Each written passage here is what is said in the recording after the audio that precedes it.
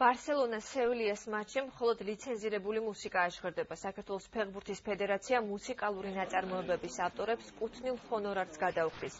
სპეციალურ შეხვედრას ფეხბურთის ფედერაციაში საავტორო უფლებათა ასოციაციის ხელმძღვანელი დაესწრო.